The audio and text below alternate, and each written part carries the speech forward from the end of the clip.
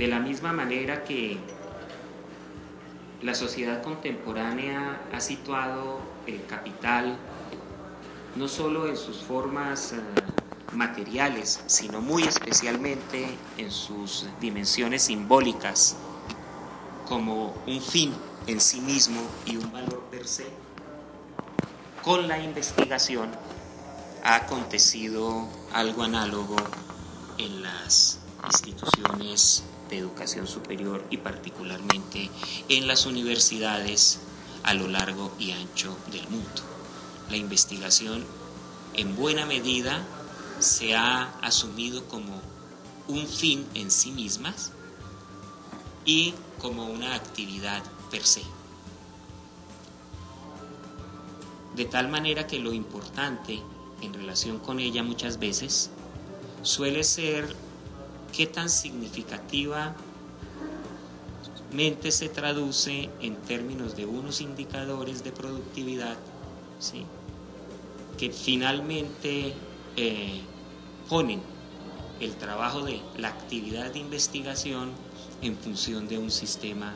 productivo, en donde resulta más significativo en muchas ocasiones la naturaleza de la revista en que se publica un determinado artículo producto de un proceso de investigación que los destinatarios últimos de los posibles beneficios que se derivan de esa investigación. Con la investigación social esto es particularmente problemático, porque la investigación social tiene como propósito último afectar unas prácticas sociales, ser fuente de otras comprensiones para las comunidades con las que se realiza esa investigación. El sujeto de la comunicación, destinatario último de la comunicación en relación con la investigación social, son las comunidades con las que se trabaja, que son bien diferentes de eso que se ha dado en llamar la comunidad académica. Pero usualmente se pone en el propósito de la investigación como el destinatario más importante la comunidad académica, y ello introduce, a mi juicio, una distorsión que generalmente se traduce en un menor impacto en relación con el resultado de las investigaciones. Plantea un problema fundamental en relación con el lenguaje en el que se traducen los resultados de las investigaciones. Ayer tenía la oportunidad de sostener una teleconferencia con un grupo de investigadores, de intelectuales, que estamos tratando de promover una reflexión en torno a todo este proceso de transformación de la educación en el contexto colombiano, y discutíamos el texto de uno de ellos, y algo que salía inmediatamente a la luz era la carga esotérica del discurso en el que se hablaba de la relación entre la investigación y la práctica educativa y la práctica de aula. Y se ponía de presente algo que ha sido sintomático en los últimos años, no solo en el contexto colombiano, yo diría por lo menos en el que más o menos conozco, que es el iberoamericano, y es un distanciamiento, una profunda brecha que existe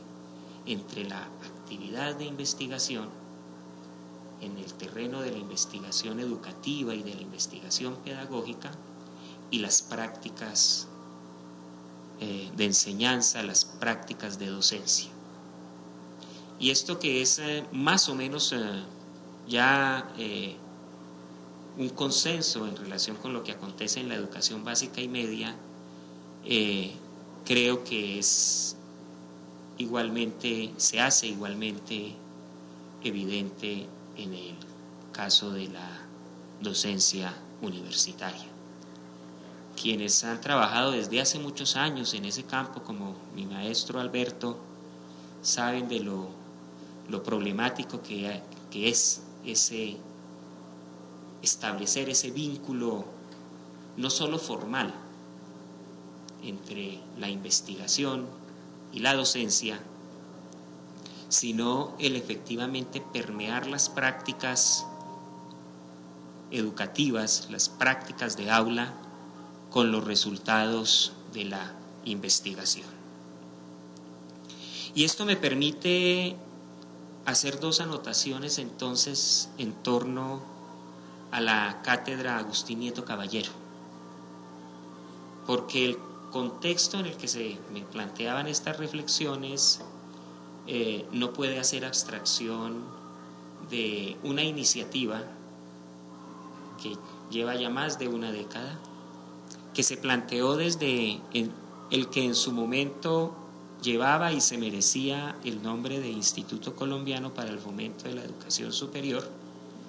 porque parte de sus iniciativas y de sus actividades giraban precisamente en torno a cumplir con esa misión,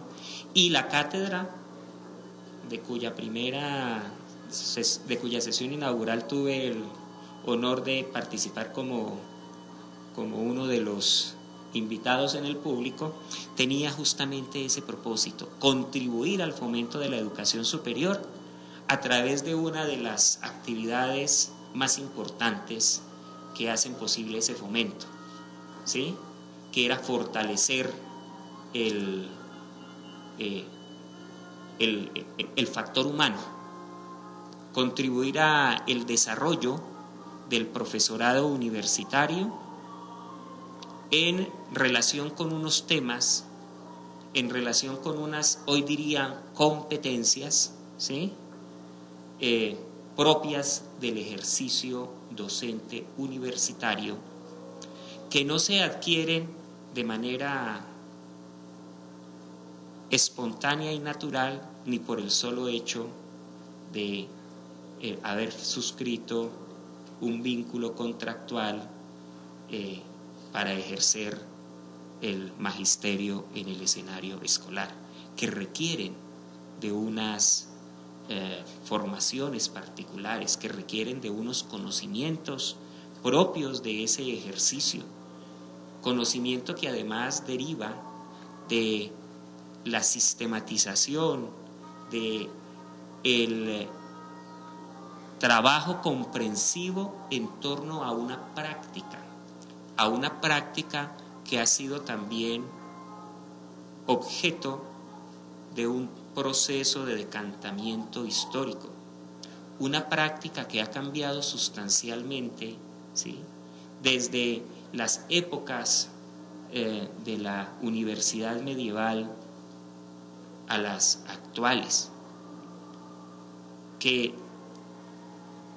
ha desempeñado distintas funciones en la universidad napoleónica, en la universidad humboldtiana o en esa universidad corporativa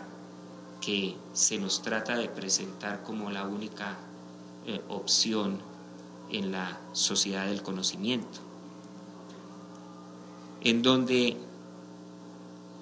esa condición del magisterio universitario ha pasado también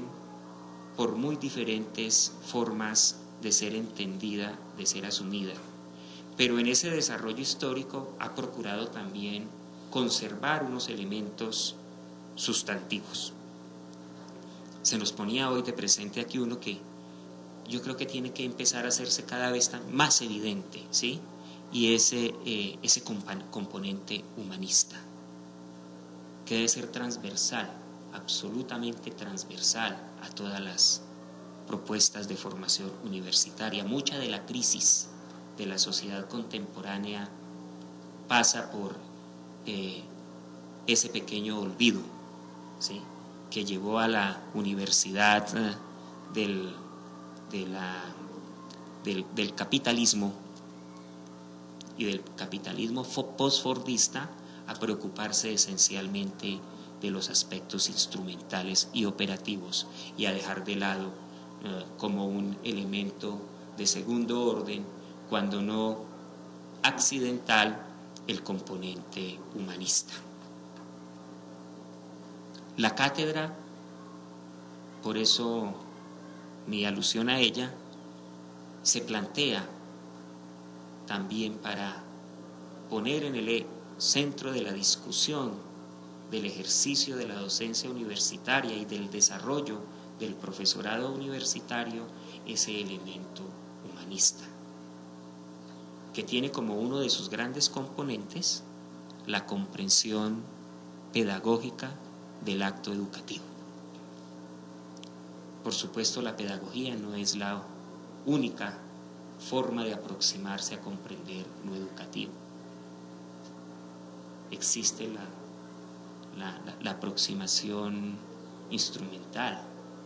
¿sí? La comprensión instrumental de lo educativo, que está ahí presente. Es más, está cada vez más presente en virtud de el embate que las mediaciones tecnológicas han producido en todos los contextos, que han incluso generado, y hay investigaciones ya que avanzan en esta dirección, nuevas formas de dependencia del profesorado, en la medida en que las prótesis tecnológicas, como yo las llamo, inundan cada vez más los escenarios del aula, ¿ya? Y la reflexión a la que llama la cátedra, desde sus orígenes, pone también como uno de los elementos a ser atendidos. Porque, como lo señalaba Gadamer en una conferencia que dictó cercano a cumplir los 100 años, en la Universidad de Friburgo, que en su traducción al español se intitula Educar es educarse. Creo que muchos de ustedes la han leído. Llama la atención, entre otras cosas, sobre lo insignificantemente necesario que es el maestro.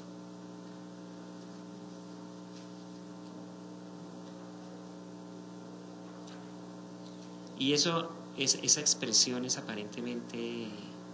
contradictoria. O sea, el maestro es insignificantemente necesario. No es el centro de la acción educadora. O sea, la acción educadora se sitúa fundamentalmente en la subjetividad que se educa. Y llama la atención además en su reflexión sobre eso, incluso a pesar de la familia, a pesar de la escuela, a pesar de la universidad, ¿sí? Pero que precisa de alguien que le haga evidente el acto de que se está educando. O sea, tal vez lo más importante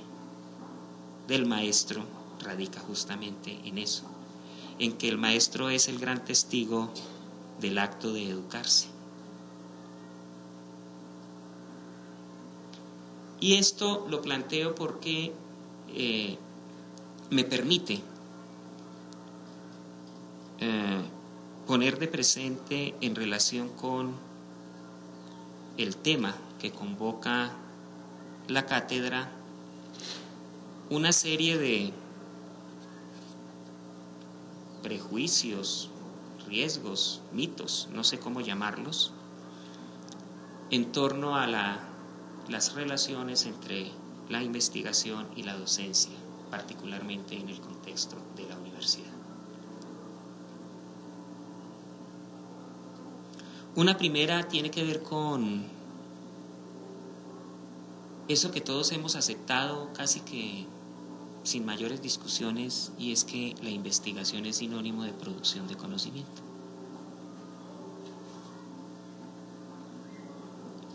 Y que el propósito de la investigación es esencialmente producir nuevo conocimiento, que es otra vez la presencia, bueno, esa omnipresencia del enfermizo deseo productivo de esta sociedad contemporánea. O sea, todo lo quiere tasar en términos de productividad, y una productividad per se.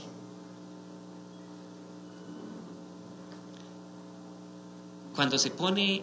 la investigación fundamentalmente en la perspectiva de producción de conocimiento, bajo el imperio de la lógica acumulativa, además, el conocimiento termina volviéndosenos una carga demasiado grande. Y una carga que pagamos a costa de algo que puede ser más importante y más significativo para los seres humanos, que es la comprensión. O sea, uno de los precios que se paga por el conocimiento es la comprensión. La producción excesiva de conocimiento suele borrar las perspectivas comprensivas. La producción excesiva de conocimiento nos impone ese escenario de la hiperespecialización, del conocimiento en profundidad de lo minúsculo, del conocimiento excesivo de lo infinitamente pequeño, de lo, dicho tal vez en mejores términos, de lo banal, perdiendo de paso la perspectiva, ¿sí?, de la totalidad, de lo holístico. Y eso se traduce en una serie de lenguajes, de formas de hablar, que en lugar de acercarnos, nos distancian.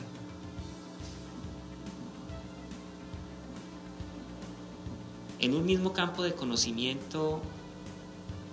dos especialistas relativamente distantes en relación con los objetos de estudio difícilmente pueden entablar una comunicación en el mejor sentido de la palabra a propósito de esos discursos altamente especializados que han elaborado. Pero si esa dificultad se plantea en ese terreno, más grande aún cuando se trata de comprender problemas que están cruzando ámbitos mucho más amplios en relación con la vida de los seres humanos. Lo estamos viendo a propósito de la crisis de los reactores nucleares de Fukushima en Japón.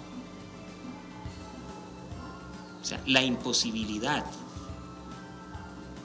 de los seres más